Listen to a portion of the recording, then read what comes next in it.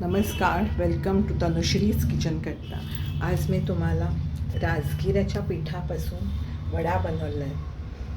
आज आषाढी, तुम्हा सर्वांना आषाढीच्या खूप खूप शुभेच्छा. विठोबा रखुमाई. ह्याच्यामध्ये मी जवळजवळ 1 वाटी राजगिरा पीठ केपरचं घेतलं आहे. खोबरं पण थोडं पाववाटी पाहिजे तर तुम्ही घालू शकता, आणि मी काही घातलेलं नाही आहे.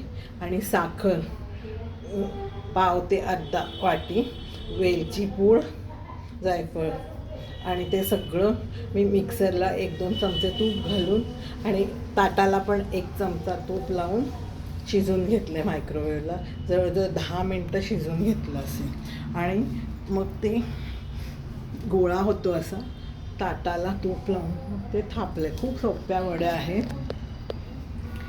शिंगाड्याच्या करते मी नेहमी, आणि मग फ्रीजमध्ये सेट करत ठेवायचं.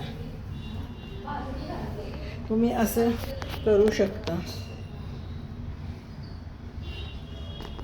आज नैवेद्याला.